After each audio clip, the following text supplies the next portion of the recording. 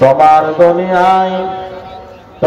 দুনিয়ায় দুশ্মনী নিলাম, যে দেখো রহমান।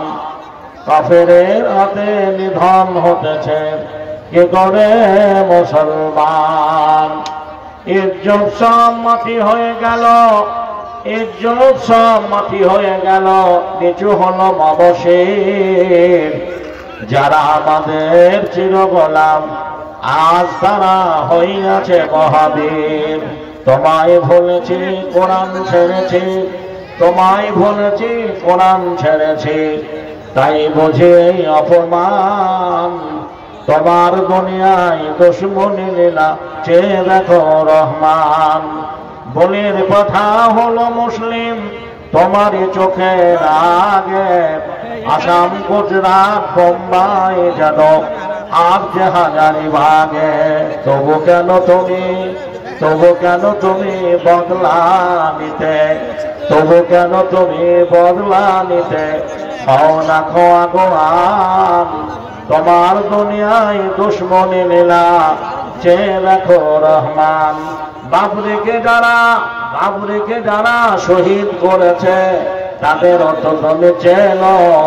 দোয়া করি ওরা তাদের বাড়িতে বজ্র খাথানো। প্রতিশোধ নিলে ঘুচে যেত মোদের এতটুকু অপমান। তোমার দুনিয়ায় দুশ্মনী লীলা চেয়ে দেখো রহমান।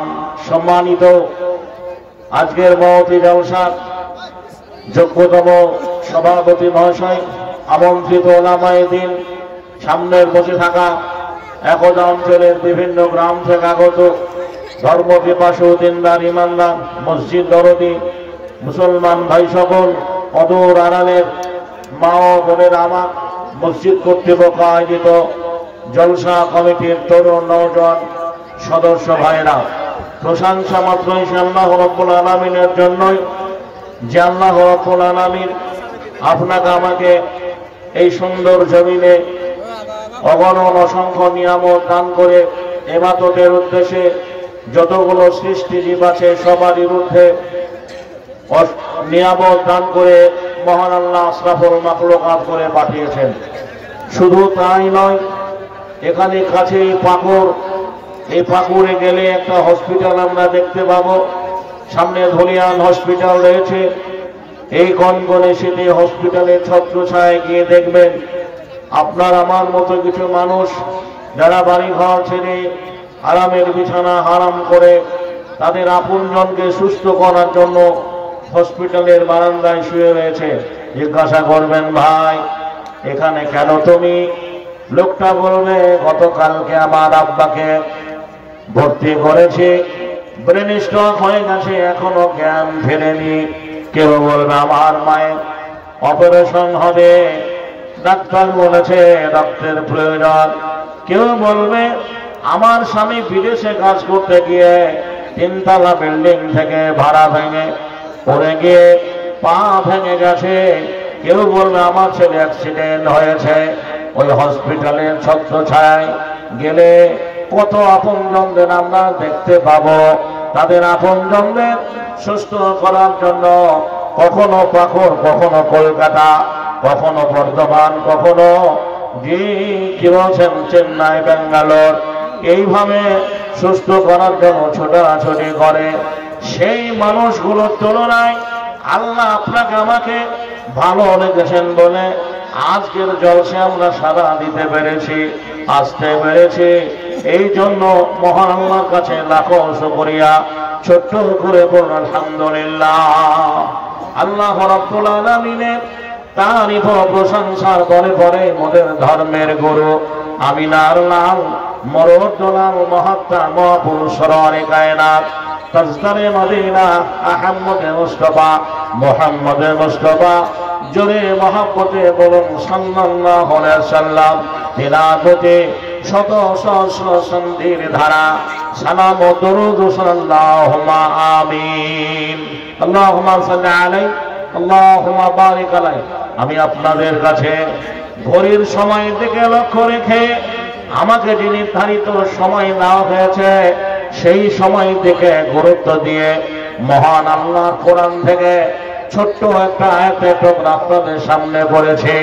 মিল্লাতের উদ্দেশ্যে, কওমের ভালোর জন্য দু চারটি কথা আলোচনা রেখে এই জায়গাটা পরবর্তী বক্তাকে দিয়ে আমি চলে যাব।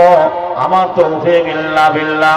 তবে একটা কথা আপনাদের জেনে রাখা ভালো, আজকের এই জলসায় যতগুলো বক্তার নাম লিফলেটে আপনারা দেখেছেন, প্রত্যেক বক্তা পরেশান সূত্রে মুসলিম, জন্মসূত্রে মুসলমান, বংশ পরম্পরা মুসলিম। আমরা যারা আজকে এই মসজিদের জলসায় এখানে হাজির হয়েছে, আমরা প্রত্যেকে বংশ পরম্পরা মুসলিম, জন্মসূত্রে মুসলিম।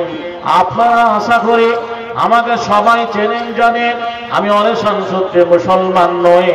একদিন আল্লাহর নবী এই ইসলামের জন্য আজ থেকে 1450 বছর আগে সুদূর মক্কা নগরে সম্ভ্রান্ত কুরাইশ বংশে 570 খ্রিস্টাব্দে আল্লাহর নবীকে 40 বছর বয়সে নবীয়তি লাভ করার পরে দিনের দায়িত্ব দেওয়া হয়েছিল। সেদিনে প্যান্ডেলের জন্ম ছিল না, মাইক ছিল না, লাইট ছিল না, খালি গলায় খালি মুখে আল্লাহর নবী মানুষকে দাওয়াত দিয়েছিলেন, মক্কাবাসী তোমরা এক আল্লাহ আনুগত্য করো, আল্লাহ ছাড়া কোনো মাবুদ নেই। একবার বলো লা ইলাহা ইল্লাল্লাহু মুহাম্মাদুর রাসূলুল্লাহ। এই কথাটা মক্কার মুসলমানেরা সেদিন মানতে পারেনি, সেদিন বরদাস্ত করেনি। হাজারো মুসলমান আল্লাহর নবীর বিরুদ্ধে কথা বলেছিল, আল্লাহর নবীর বিরুদ্ধে লেগেছিল, কত বছর ভৎসনা দিয়েছিল, লাভ হয়নি। বন্ধুরে আমার, ভাইয়ের আমার, আল্লাহর নবীর ডাকে সেদিন হাজারো বেদিন মুশরিক বিধর্মীর ছেলেরা আল্লাহর নবীকে দেখে সেই যুগে, সেই কালে, সেই সময়ে যারা আল্লাহকে ভয় করে ঈমান এনেছিলেন, পরকালকে ভয় করে ঈমান এনেছিলেন, ইসলাম যে শ্রেষ্ঠ দিন, ইসলামের উপরে কোনো দিন নেই। এ বন্ধুরে আমার, চিন্তা চেতনা নিয়ে যারা সেই যুগে মুসলমান হয়েছিলেন তাদেরকে সাহাবী বলা হয়। বহু সাহাবী ঈমান আনার জন্য তারাও কাফেরদের হাতে অত্যাচারিত হতে হয়েছে, তারাও মার খেয়েছে। মক্কার কাফেরেরা এই মুহাজিরিনদের বাড়িঘর ভেঙে দিয়েছিল, তাদেরকে গ্রাম থেকে, দেশ থেকে তাড়িয়ে দেওয়া হয়েছিল। তোমরা আমাদের ধর্ম থেকে চলে গেছো, সমাজ থেকে চলে গেছো, মুহাম্মদের দিন কবুল করেছো, মক্কায় তোমাদের জায়গা হবে না। এই মুহাজিরিনরা সর্বস্ব সবকিছু পরিত্যাগ করে জমি জায়গা, আত্মীয় স্বজন, আপনজন সবকিছু ফেলে যারা মক্কা ছেড়ে মদিনায় চলে গেছেন, আপনারা বহু আলেমের কাছ থেকে জানেন তাদেরকে মুহাজিরিন বলা হয়। এই সর্বহারা ভাইরা ঈমান আনার অপরাধে যখন মক্কা ছেড়ে মদিনায় চলে গেলেন, আর মদিনাবাসী যারা ইসলামকে প্রতিষ্ঠিত করার জন্য, ইসলামকে আল্লাহর জমিনে কায়েম করার জন্য সর্বহারাদের জায়গা দিয়েছিলেন। ভাই তুমি আমার দিনী ভাই, এই ফাঁকা জায়গাটা তোমাকে দান করে দিলাম, এই জায়গায় তুমি বাড়ি ঘর বানাও। আর আমার এই খেজুরের বাগানটা দেখছো, এই খেজুরের বাগানটা তুমি আবাদ করো। শুধু তাই নয়, তুমি আমার ধর্মে এসেছো, তুমি আমার দিন এসেছো, আমার ঘরে দুটো বিবি আছে, যেটা তুমি পছন্দ করবে, যেটাই তোমার ভালো লাগবে, আমি আনসারী, তুমি মুহাজিরিন, আমি সেটাকেই তোমাকে দিয়ে দেব, তালাক দিয়ে দেব, সেইটাকে নিয়ে তুমি সংসার করবে। আজ মসজিদের জলসায় 2 বস্তা সিমেন্ট 5,000 টাকা, 1 কুইন্টাল রড, বন্ধুরে আমার, মানুষের কাছে চাওয়ার জন্য এত কথা বলতে হচ্ছে, এত সুর তাল লাগাতে হচ্ছে, এত খরচ করতে হচ্ছে। সুবহানাল্লাহ, হায় হায়, তাদের ঈমানটা কত মজবুত ছিল। ইসলামকে প্রতিষ্ঠিত করার জন্য, দিনকে বাঁচার জন্য, দেশের প্রসার, দিনের প্রসার ঘটার জন্য, প্রচার ঘটার জন্য সেদিন মদিনার আনসারীরা সার্বিকভাবে মুহাজিরিন ভাইদের দান করেছিলেন। সুবহানাল্লাহ, এই ইসলামের সূচনা থেকে দানের যে ভূমিকা রয়েছে, আলোচনা করতে গেলে অনেক কথা এসে যাবে, আমি সেই দিকে যাব না। আল্লাহর নবীর যুগে এই মুহাজিরিনরাও কাফেরদের হাতে অত্যাচারিত হতে হয়েছে, মার খেয়েছে। সুবহানাল্লাহ, আমরা বহু আলেমের কাছ থেকে জানি মক্কার মুসলমানেরা হযরতে বেলাল মুসলমান হওয়ার অপরাধে হায় হায় এই বেলালকে হাতে পায়ে দড়ি বেঁধে মরুভূমির মাঠে মাঠে টেনে টেনে নিয়ে বাড়িয়েছিল। তবু এই বেলাল ইসলাম থেকে সরে যায়নি, এই বেলাল ইসলাম থেকে সরে যায়নি। বন্ধুরে আমার, এই বেলালের প্রতি কত অকথ্য নির্যাতন করেছিল বহু আলেমের কাছ থেকে আপনারা শুনেছেন। ইসলাম কবুল করার পরে এই বেলাল ইসলামের কাছে কি মর্যাদা পেলেন, কি জায়গা পেলেন। এই বেলাল হলেন মুয়াজ্জিন, বিনা মাইকে আযান দিতেন, যে আযানের আওয়াজ আল্লাহর আরশ মহল্লায় পৌঁছাতো।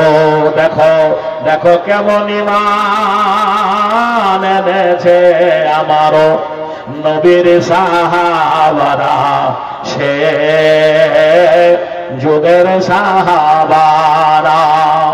হযরত বেলাল এনেছে ঈমান কত কষ্ট করে, মরুভূমির গরম বালুতে তাজা রক্ত ঝরে।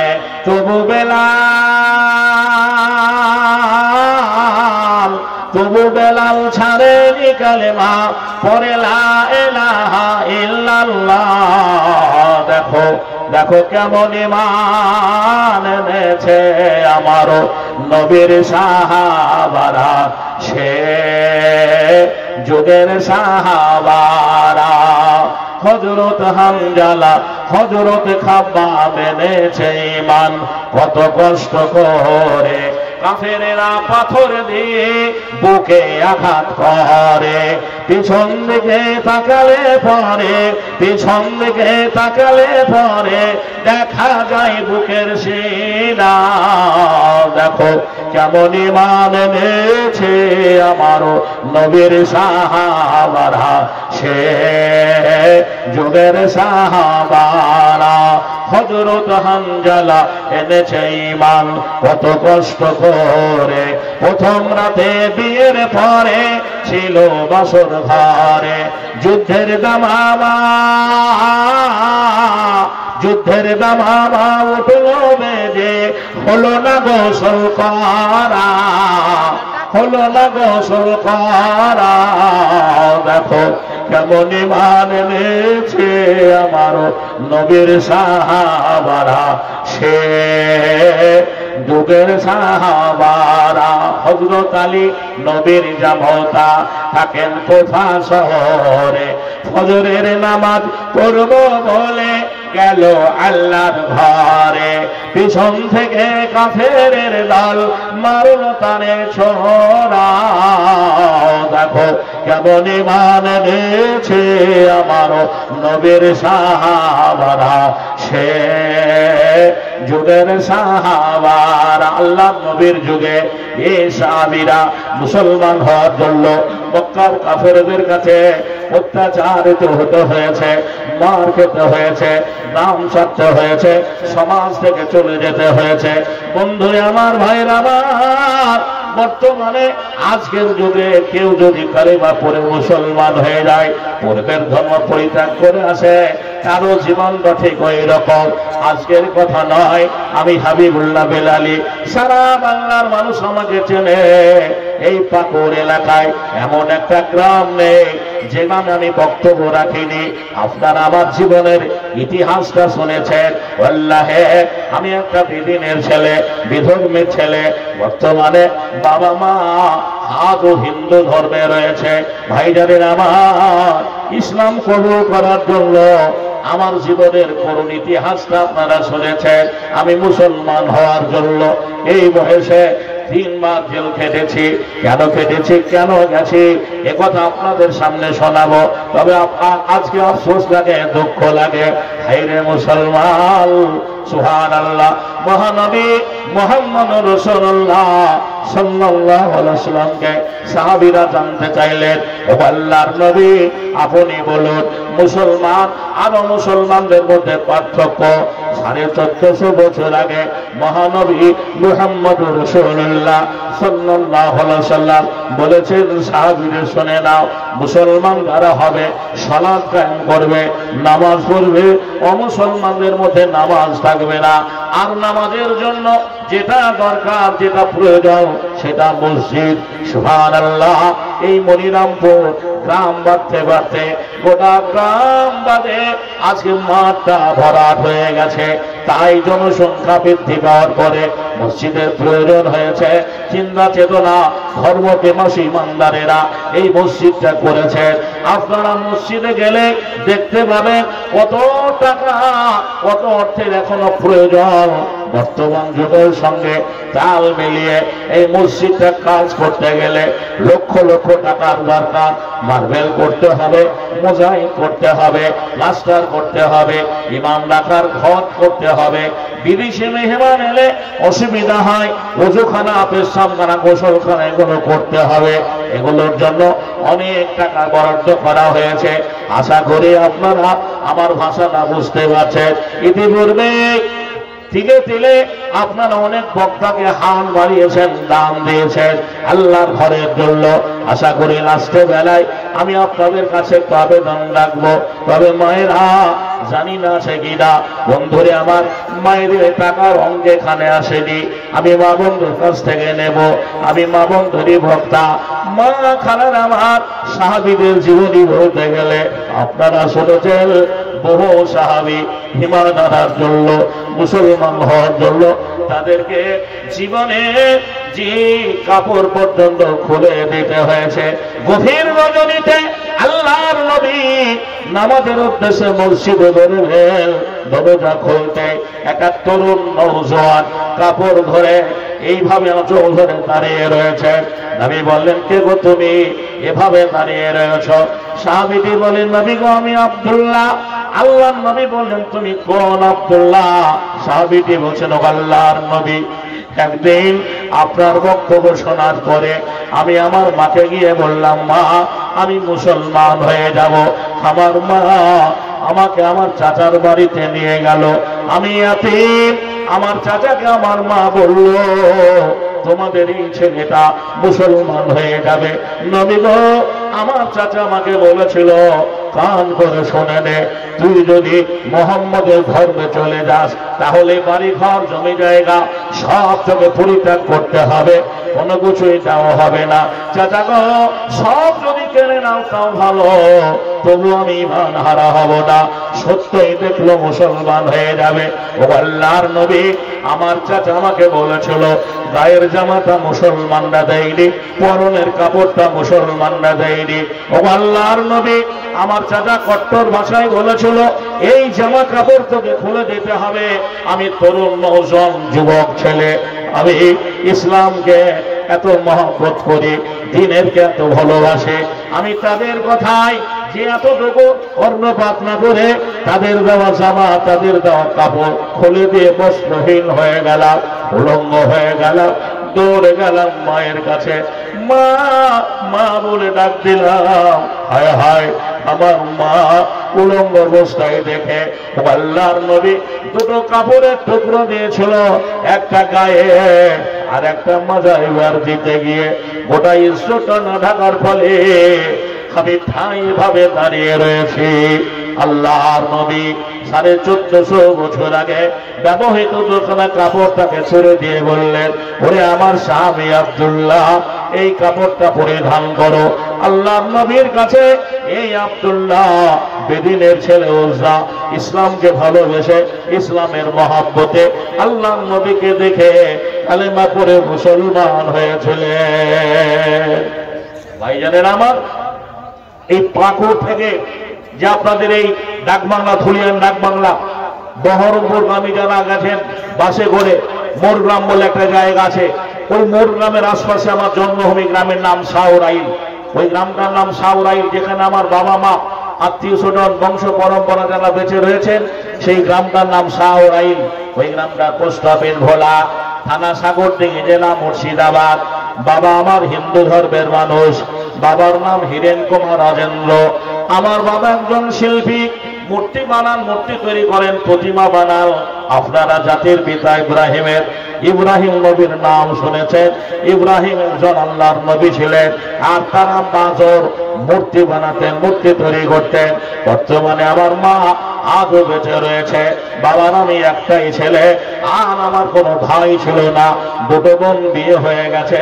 বাবা মায় আমার নাম রেখেছিল, যখন ওদের ধর্মে আমি ছিলাম, আমার নাম ছিল শ্রী মিলন কুমার রাজেন্দ্র। হাদিসে আছে আল্লাহর নবীর যুগে বহু সাহাবী ইসলাম কবুল করেছেন। আল্লাহর নবী তাদের নামগুলো পরিবর্তন করেছেন। বন্ধুরে আমার, ভাইয়েরা আমার, নাম পরিবর্তন করেছেন। আপনারা আবু হুরায়রার জীবনী পড়েছেন। এই আবু হুরায়রা ইসলাম কবুল করার পরে আল্লাহর নবী তার নামটা পরিবর্তন করেছিলেন। এইভাবে বহু সাহাবীর নাম আল্লাহর নবী পরিবর্তন করেছেন। আল্লাহর নবী বলেছেন, দুনিয়াতে যতগুলো নাম আছে আল্লাহর কাছে দুটো নাম ভালো, একটা আব্দুল্লাহ আর একটা আব্দুর রহমান।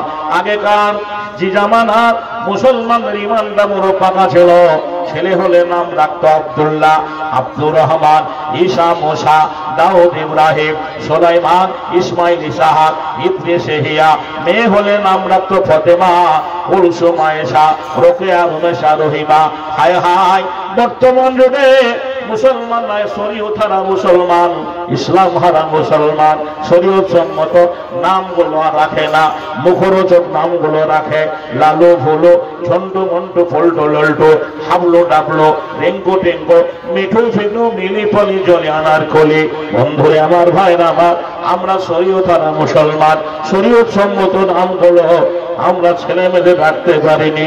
বর্তমান আমরা এমন জায়গায় চলে গেছি, পোশাকটাও শরীয়ত সম্মত করি না, মাথার চুলটাও যুবকেরা শরীয়ত সম্মত কাটে না। কবি নজরুল ভাষায় বলা যায়, রীতিনীতি তব খ্রিস্টান সম, হিন্দু তো তুমি সভ্যতায়। এই কি হেসেই মুসলিম জাতি যার ইহুদিও দেখে লজ্জা পায়। ভাই, আমার পূর্বে নাম ছিল শ্রী মিলন কুমার রাজেন্দ্র। ইসলাম কবুল করার পরে, মুসলমান হওয়ার পরে, ঈমান আনার পরে বর্তমান এখন আমি হাবিবুল্লাহ নামে পরিচিত। বাড়ি আমার শাওরাইল, বাড়ি আমার শাওরাইল, পোস্ট অফিস ভোলা, থানা আমার সাগর দেখি, মুর্শিদাবাদ জেলা। নামটি আগে মিলন ছিল, এখন হাবিবুল্লাহ। সকলকে জানিয়া গেলাম, দেখবে খোদা তাআলা জাতিতে মোর হিন্দু ছিলাম, এখন মুসলমান। নামাজ পড়ে রোজা রেখে এনেছি ঈমান। নারায়ে তাকবীর, নারায়ে তাকবীর, দিন ইসলাম। যুগে যুগে কালে কালে ইসলামের শত্রু ছিল, থাকবে, কিয়ামত পর্যন্ত থাকবে। এরই মাঝে যারা ইসলামকে বুঝতে পেরেছে, পৃথিবীর কোনো মায়ার শক্তি আটকে রাখতে পারবে না। আমি যে ওদের অন্য ধর্মের মানুষ ইসলামকে ভালোবেসে, ইসলামকে ভালো জেনে কালেমা পড়ে মুসলমান হয়েছি, শুধু আমি নয়, ভারতবর্ষের মাটিতে যত ইসলামকে কোণঠাসা করা হচ্ছে, তত ইসলামের বন্ধুরা আমার থেকে মানুষ আজকে ইসলাম কবুল করছে। আমরা সোশ্যাল মিডিয়ায় দেখছি, আজ সরকার থেকে শুরু করে দিয়ে যত বন্ধুরা আমার যারা ইসলামের শত্রুতা করেছে, তাদের ধর্মের মানুষদের ঠেকাতে পারেনি। আজকের যুগেও তারা হুড়হুড় করে মুসলমান হচ্ছে। জোরে বলুন আলহামদুলিল্লাহ। অনুরূপ হাজারো লোকের ভিড়ে, লাখো লোকের ভিড়ে বন্ধুরা আমার মধ্যে একটা অযোগ্য ছেলেকে আল্লাহ কিভাবে দিনের পথে নিয়েছেন আমি ছোট্ট করে একটু আলোচনা করব। মাইকে অনেক দূরে কথা যাচ্ছে, আমি যে ধর্মান্তরিত মানুষ, যারা বিধর্মী ভাই আমার আওয়াজটা শুনতে পাচ্ছেন, আমি কোনো ধর্মকে ছোট করতে আসিনি। ইসলাম আমাকে শিক্ষা দিয়েছে, লা ইকরাহা ফিদ্দীন, কোন ধর্মের প্রতি জবরদস্তি নেই। লাকুম দীনুকুম ওয়ালিয়া দীন, তুমি তোমার ধর্ম করবে, আমি আমার ধর্ম করব। তবে হাকিকাতে যেটা সত্য সেটা বলতে যদি আপনার কষ্ট হয়, আঘাত লাগে, এতে আমার কোনো যায় আসে না। আমার ইসলাম ধর্মের প্রারম্ভে ইসলাম কবুল করার প্রথম ভূমিকা, একদিন আমার মা আমাকে মন্দিরে পুজো করতে নিয়ে গেল। আমরা মুসলমান, মসজিদ হচ্ছে আল্লাহর ঘর। সারা পৃথিবীতে, সারা দুনিয়ায় যতগুলো জায়গা আছে, সব চাইতে আল্লাহর কাছে উত্তম জায়গা হচ্ছে মসজিদ। মসজিদকে দুনিয়ার জান্নাত বলা হয়েছে, মসজিদকে দুনিয়ার জান্নাত বলা হয়েছে। ওই মসজিদে আল্লাহর মূর্তি নেই, নবীর মূর্তি নেই, ফেরেশতাদের মূর্তি নেই, কোন পয়গম্বরের মূর্তি নেই। আমরা মুসলমান, আল্লাহ ছাড়া কারো কাছে সেজদা করি না। মাথা নত করি না। ওদের ধর্মে এমন একটা সৃষ্টি জীব নেই যার পুজো ওরা করে না। ওরা মাটির পুজো করে, করে কি করে না? ওরা গাছের পুজো করে, ওরা গাছের ফলের পুজো করে, ফুলের পুজো করে, ওরা চন্দ্রের পুজো করে, সূর্যের পুজো করে, পাহাড়ের পুজো করে, জঙ্গলের পুজো করে।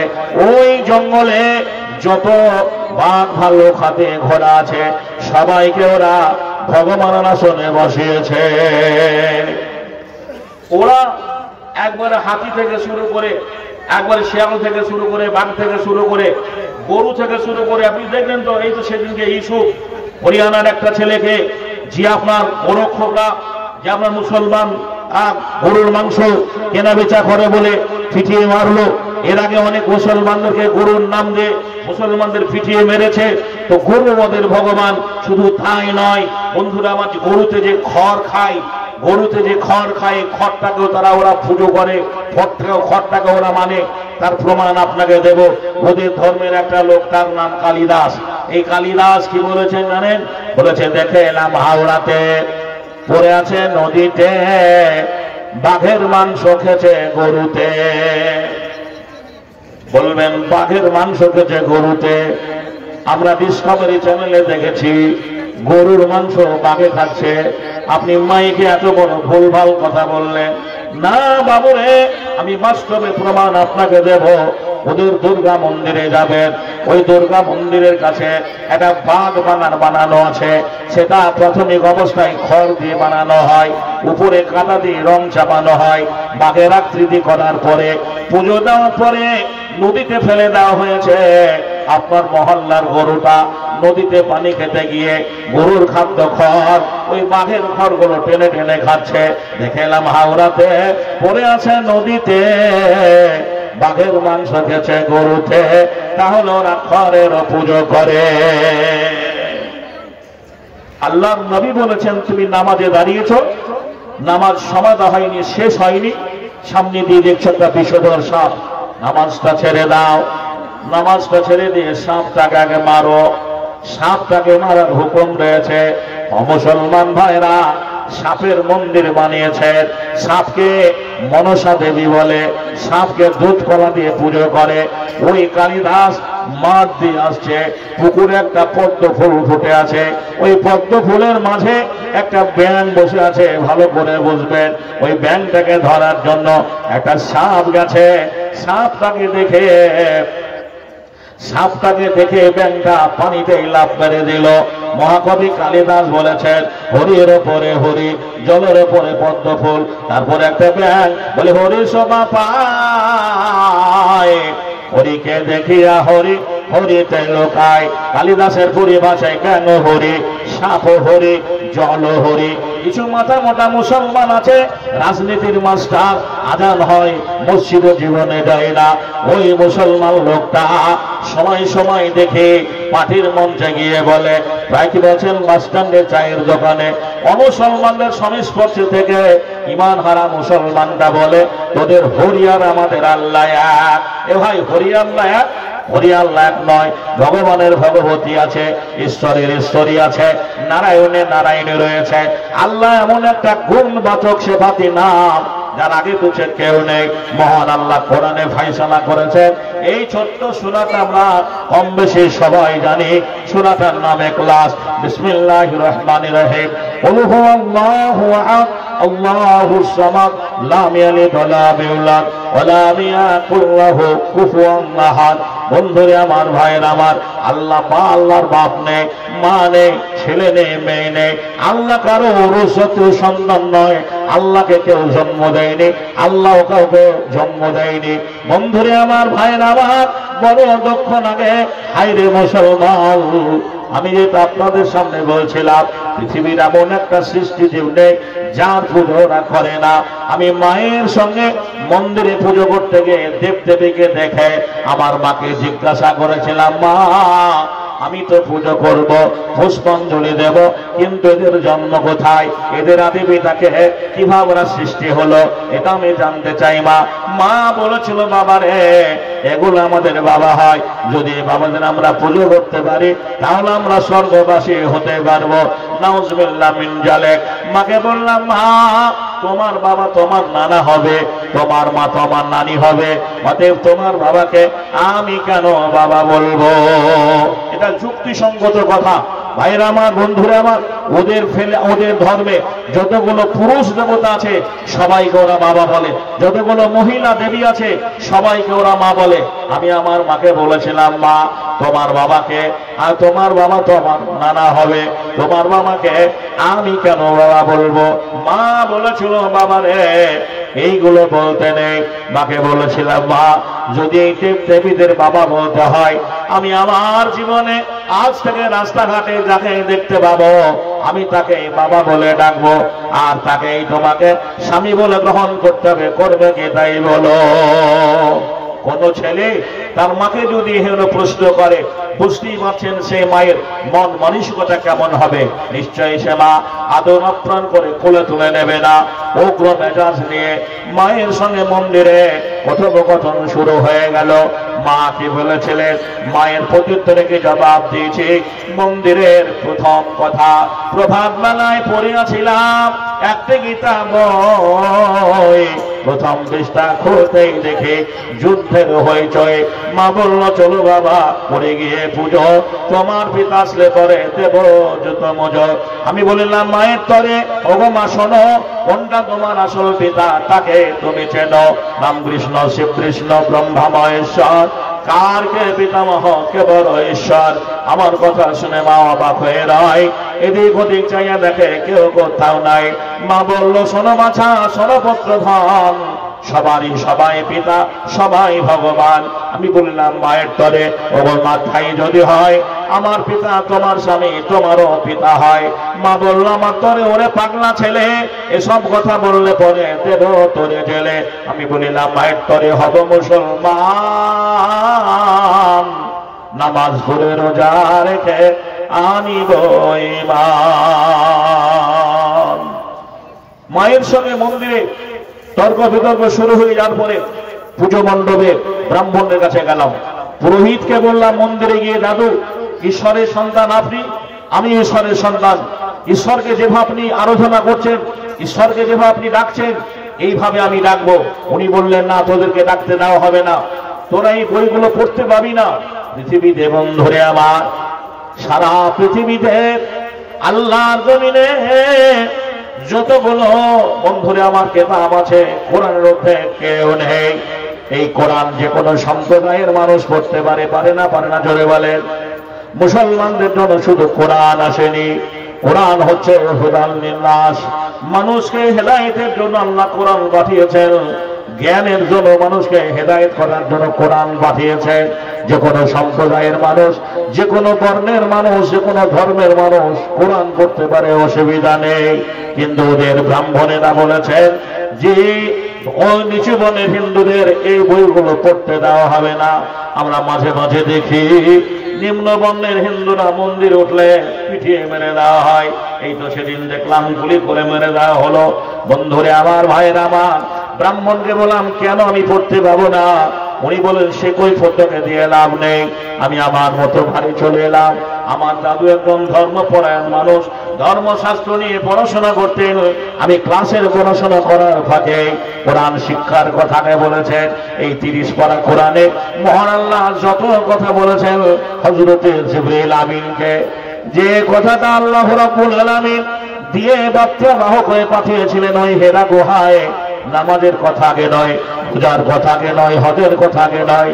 মহান আল্লাহ রব্বুল আলামিন জিবরিল আমিনকে যখন এই বার্তা বাহক দিয়ে পাঠালেন, সেটা হচ্ছে ইকরা বিসমি রাব্বিকাল্লাযী খালাক, পড়ো তোমার প্রভুর নামে যে তোমাকে একদম রক্তবিন্দু থেকে সৃষ্টি করেছেন। শিক্ষার কথা আমি ইসলাম বলেছে, শিক্ষা এনে চেতনা, চেতনা এনে বিপ্লব, বিপ্লবী সমস্যার সমাধান করে দেয়। বন্ধুরে আমার, ভাইয়ের আমার, সব চাইতে জাতি শিক্ষা দীক্ষায় পিছিয়ে গেছে, এটাই বাস্তব। বন্ধুরে আবার আমি করলাম কি জানেন, ওই ধর্মের বই পুস্তকগুলো পড়ে যেটা আমি জ্ঞান গরিমায় পেয়েছি সেটার নাম ইসলাম। ইসলাম যে ভালো দিন, ইসলামের উপরে কোনো দিন নেই একথা আল্লাহ শুধু কোরআনে বলেনি, কোরআনের বহু আগে তাওরাত বলে গেছে, কোরআনের বহু আগে জব্বুর বলেছে, বাইবেল বলেছে, ত্রিপিটক বলেছে, জিন্দা বেস্তে প্রমাণ রয়েছে। আমরা যাকে বলি লা ইলাহা ইল্লাল্লাহু মুহাম্মাদুর রাসূলুল্লাহ, ওদের ধর্মে বেদে বলা হয়েছে। বেদ কি?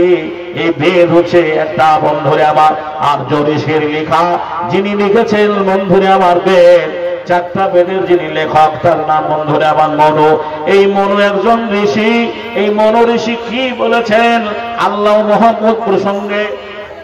আমরা বলি লা ইলাহা ইল্লাল্লাহু মুহাম্মাদুর রাসূলুল্লাহ, বেদে বলা হয়েছে লা ইলাহা মুহাম্মাদান রাসূলান সর্বং সুন্দরং পরমং সুন্দরং অল্লাং জ্যেষ্ঠং শ্রেষ্ঠং পরমং পুণ্যং ব্রহ্মং আল্লাহ বিহিতং।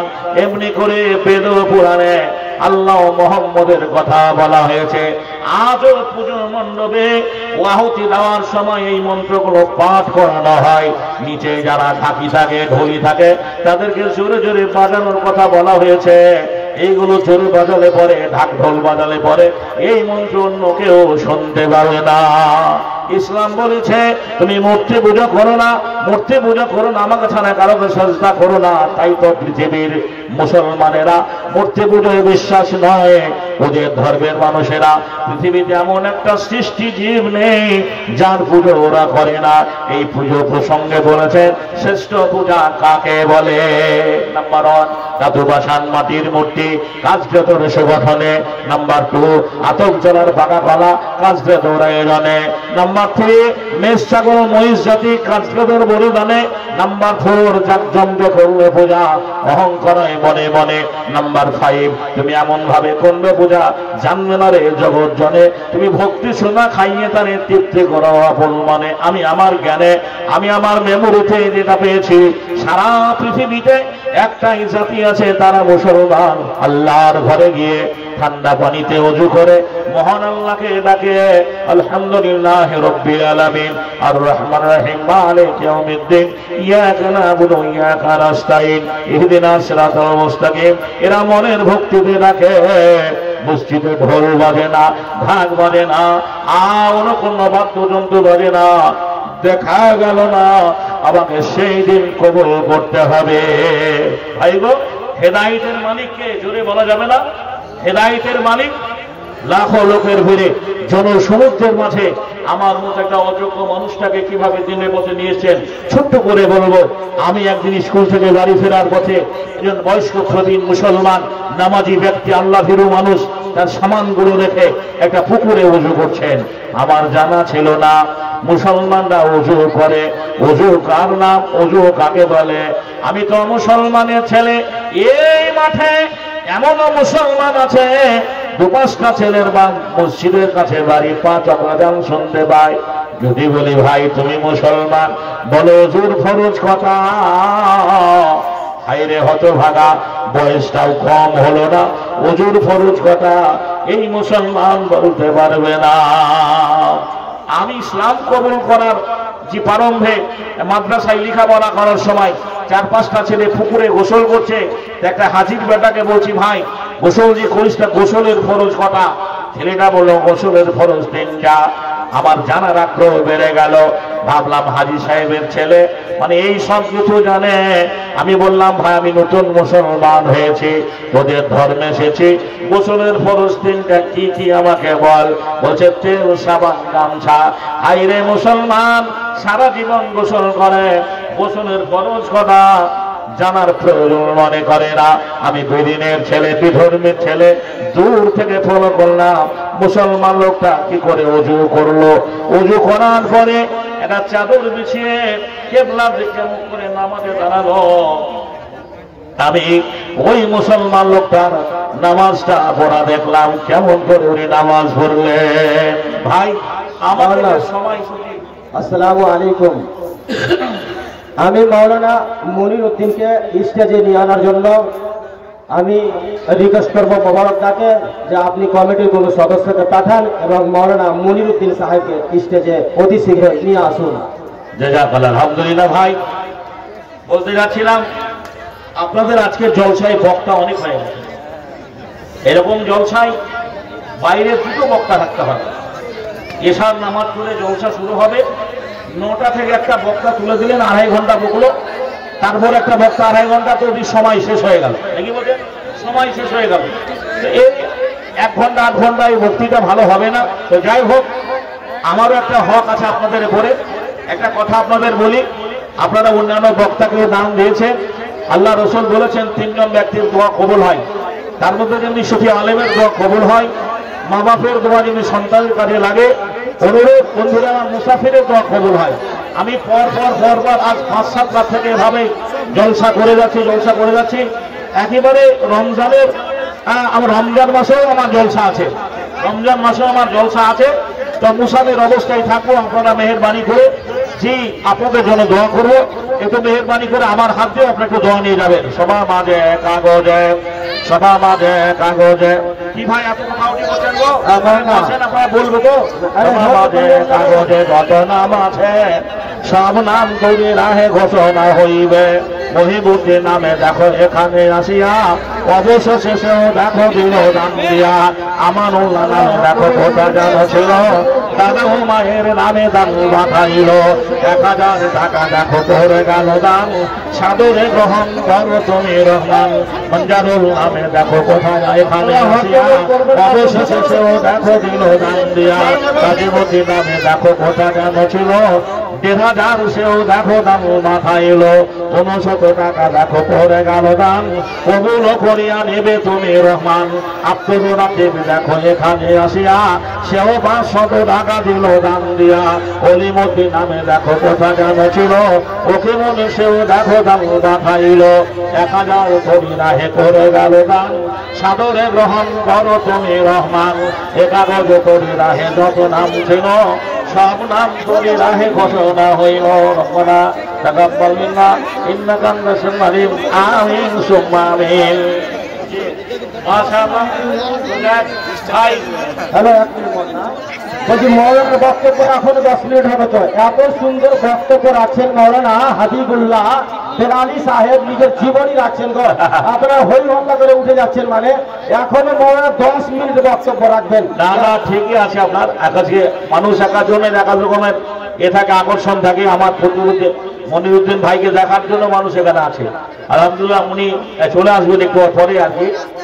তো যাই হোক ভাই, আপনারা যে জানেন যে মসজিদটা হচ্ছে আল্লাহর ঘর, তাতে মনে হচ্ছে যে এই অঞ্চলে যতগুলো মসজিদ রয়েছে সবচেয়ে আয়তনে বড়। কি বলছেন? যতগুলো এই অঞ্চলে মসজিদ আছে তো সব চাইতে আয়তনে বড়। এত আয়তনে বড় মসজিদটা, যে মসজিদে বিশাল খরচ এখনো রয়েছে, সেই খরচটাকে মাথায় রেখে আপনারা আল্লাহর ঘরের জন্য দানগুলো আপনারা দিয়ে যাবেন। দেখলাম সামনে প্রথম কাতারে প্রথম লাইনটায় ফ্যান হয়েছে, বাদ বাকি আর ফ্যানগুলো হয়নি। সামনে রমজান মাসে তারাবির যত সম্ভব মানে শীত চলে যাবে, গরম পড়বে, গ্রীষ্ম পড়বে। এখানে একটা ফ্যান দেখতে পেয়েছি এসছে। তো বন্ধুরা আমার, ভাইরা আমার, মা খালান আমার, আপনারা মেহেরবানি করে আল্লাহর হস্তে মাদ্রাসাকে মসজিদকে লক্ষ্য রেখে দানগুলোকে দিয়ে পাঠাবেন। আমি আপনাদের কাছে যে তকিবুর রহমান খান আপার 2000 টাকা। ও ভাই মুসলমান, মওতের আগে করো দান, এসব তোমার বেগানা হবে, সবই কিছু পরে রবে, আপন হইবে গোরস্থান। ও ভাই মুসলমান, মওতের আগে করো দান, মরলে যাইবা খালি হাতে, পাইবা শুধু কাফন খান। ও ভাই মুসলমান, মওতের আগে করো দান। দালান কোঠা পাকা বাড়ি, জমি জায়গা সুন্দর নারী, সবই রইবে পড়িয়া। সভা মাঝে খানেতে ভাইরান ছিল, উকিল রহমান দেখো দান দেখাইল। অবশেষে তরি রাহে 2000 টাকা দান, কবুল করিয়া নেবে তুমি রহমান। দানীদের দান তুমি গ্রহণিয়া নিবে, ইমান হয়ে কিনে বাড়ি দুনিয়ায় রাখিবে। আত্মীয় গানা যারা দুনিয়াতে নাই, নীরব কবরে বাড়ি গিয়েছে দোহাই, তাদেরও কবর তুমি প্রসাদা করিও। হাসরের দিনে বাড়ি পার করে নিও। ওগো আল্লাহ পাক বাড়ি করি রব্বানা, জীবনের যত ভুল করে দেবে ক্ষমা রব্বানা তাকাব্বাল মিন্না ইন্নাকা আনতাস সামিউল আলিম। আমিন সুম্মা আমিন। ভাই কাশি ভাই আমার হাত একটু দান দেন। আমি অন্য ধর্মের মানুষ, আপনাদের দিন এসেছি। আল্লাহ নবী বলেছেন যারা অন্য ধর্মের মানুষ ইসলাম কবুল করে মুসলমান হয়, অতীতের গুনাহ আল্লাহ মাফ করে দেয়। আমি এখন একজন ব্যক্তি, আমার ভাই 1000 টাকা দান দিয়ে গেল। সবাই আমাদের এখানেতে নাজির নামে ছিল, ভাই নাজির দেখো দান পাঠাইল। আরে কি তাজা বলো এখানে আসিয়া, অবশেষে সেও দেখো নিল দান দিয়া। মসজিদের পাশে করে গেল দান, সাদরে গ্রহণ করো তুমি রহমান। কাতরে তোমার দ্বারে বলি গো রব্বানা, জীবনের যত ভুল করে দেবে ক্ষমা। মাটির দেহ মাটি হবে, মাটির দেহ মাটি হবে, কিসের কর বাসনা, এই দুনিয়ায় আশা মিটবে না। কত জন এসেছিল এই দুনিয়া পরে, একে একে চলে গেল সবই কিছু ফেলে। আসলেতে সবই মিছে, আসলেতে সবই মিছে, কবর হবে ঠিকানা, এই দুনিয়ায় আশা মিলবে না। জমি জায়গা বাড়ি গাড়ি টাকা পয়সা সুন্দর নারী সবই রইবে পড়িয়া, কিছুই সঙ্গে যাবে না, এই দুনিয়ায় আশা মিলবে না। আশা করে বাঁধলাম বাসা সাদের মানু চরে, সেই ঘর আমার উড়িয়া নিল সর্বনাশা ঝরে। এখন সন্ধ্যাবেলা কান্দি একা, এখন সন্ধ্যাবেলা কান্দি একা, বুকে লয়ে বেদনা, এই দুনিয়ায় আশা মিটবে না। মাটির দেহ মাটি হবে, কিসের কোনো বাসনা, এই দুনিয়ায় আশা মিটবে না। আজ বেঁচে আছি তাই, জমি আমার, জায়গা আমার, বাড়ি আমার, গাড়ি আমার, ছেলে আমার, মেয়ে আমার, সুবহানাল্লাহ। হায় হায়, যেদিন আমরা দুনিয়া থেকে চলে যাব, আপনার আমার পরিধানে যে কাপড়টা আছে, এই কাপড়টাও সেদিন গোসলের ভাগে খুলে নেওয়া হবে। বন্ধুরে আমার, বাজার থেকে একটা কাপড় পরানো হবে, কাপড় পরানো হবে সেলাইবিহীন কাপড়, যার কোনো সেলাই থাকবে না, দর্জির দরকার হবে না। ওই সাদা কাপড়ে না ফেরার দেশে চলে যেতে হবে, না ফেরার দেশে চলে যেতে হবে। জীবনেও আর সেই দেশ থেকে কেউ ফিরে আসবে না। আমরা অসুস্থ হয়ে গেলে যখন হসপিটালে ভর্তি থাকি, আপন জনেরা দেখতে যায়, কি আপেল নিয়ে যায়, কলা নিয়ে যায়, কমলা লেবু নিয়ে যায়, সুবহানাল্লাহ, ভালো মন্দ এটা ওটা নিয়ে যায়। মেয়ে বলে আব্বা গো আমি তোমার রহিমা, সেই দেখো আব্বা তোমার আমি আয়েশা। আব্বা কথা বলো, সুবহানাল্লাহ। হাসপাতালে বেডে শুয়ে থাকলে কেউ না কেউ আপনার আপন জনের আপনাকে দেখতে যাবে, কিন্তু কবরে যদি রেখে আসবে, ওই কবরে রেখে এনে পরে একটা আপনার কোন আপন জন আর ভুল করেও দেখতে যাবে না। বন্ধুরে আমার, ভাইয়ের আমার, সুবহানাল্লাহ, সেই কবরটাকে ভালো করার জায়গা একটা উপায়। আল্লাহ নবী বললেন মানুষ মারা গেলে সব আমল তার বন্ধ হয়ে যায়, কিছু আমল পেতে থাকে, সেগুলোকে সাদকা বলা, সাদকায়ে জারিয়া বলা হয়েছে। তাই আপনার মৃত্যু বাপের নামে, মায়ের নামে, খালার আমার, বোনের আমার, স্বামীর নামে, সন্তানের নামে, এই রাতটা সুবর্ণ সুযোগ হাতছাড়া না করে আমরা সে সুবহানাল্লাহ ওই মসজিদকে লক্ষ্য রেখে আল্লাহর ঘর সুন্দর করার জন্য, আল্লাহর ঘরের জন্য মুক্ত হস্তে দানগুলো আমরা দিয়ে যাই। সেরা চায়ের দোকান আবার 500 টাকা সভা মাঝে এখানেতে ভাই দান ছিল, চায়ের দোকান হতে দান পাঠাইল, সেরাজুদ্দিন নামে দেখো করে গেল দান। সাদরে গ্রহণ করো তুমি রহমান, কাতরে তোমার দ্বারে বলি গো রব্বানা, এ জীবনের যত ভুল করে দেবে ক্ষমা। ও আল্লাহ পাক বাড়ি দানের দান কবুল করিয়া নিবে তুমি রহমান, দানীদের দান তুমি গ্রহণিয়া নিবে, ইমান কিনে বাড়ি রাখিবে রব্বানা তাকাব্বাল মিন্না ইন্নাকা আনতাস সামিউল আলিম আমিন সুম্মা আমিন। মৌলানা সাহেবকে নিয়ে আসেন, আপনারা কেন বলা হচ্ছেন? মৌলানা আপনার এখানে আসবেন স্টেজে, বক্তব্য তো শুনবেন অবশ্যই, আপনারা এলোমেলো করিয়েন না। মৌলানা এখনই চলে আসবেন স্টেজে, আপনারা দয়া করবেন বসে যান। মৌলানা ফজলুর রহমান সাহেব। যাই হোক ভাই, আমি আপনাদের কাছে 1 ঘন্টার মতো আমাদের সময় দেওয়া হয়েছিল, তাতে 1 ঘন্টা 5 মিনিট হয়ে গেছে, এর জন্য আমি ক্ষমা প্রার্থী। আমি আনকমপ্লিট বক্তব্য, খুব কষ্ট পাচ্ছি। আমাদের মতো আমরা ছোটাফোটা বক্তা হলেও 3 ঘন্টা দিলে পরে একটা লোক হেঁটে হেঁটে না। আমি দেখেছি চ্যালেঞ্জ করে যে কোনো জায়গায় 3 ঘন্টা 4 ঘন্টা বসলেও সারা রাত পার করে লোক থাকবে আমার। তো যাই হোক বন্ধুরা, আবার কখনো বললেন যদি আমার যে আপনারা আসে ইনশাল্লাহ বিস্তারিত কথা আলোচনা হবে। অধিক রাত্রি হয়ে গেছে, অধিক রাত্রি হয়ে গেছে, আর তো সময় নাই। যাহা বলিয়া গেলাও কোরআন ও হাদিসের বাণী বানিয়া চলে ভাই। ঘড়িতে এখন প্রায় 12টা, ঘড়িতে এখন প্রায় 12টা পাক বাজে বিদায় মাসে। আয়াত বাকি মোলাকাত বাকি বন্ধ এবার আসে। সালাম সালাম সালাম জানায় হাজারো সালাম, এবার আমি বিদায় নিলাম। যেতে মন চাই না বন্ধু, যেতে মন চাই না বন্ধু, বাজে বিদায় মাসে। হায়াত বাকে মোলাকাত বাকে বন্ধ এবার আসে। আসসালামু আলাইকুম রহমতুল্লাহ।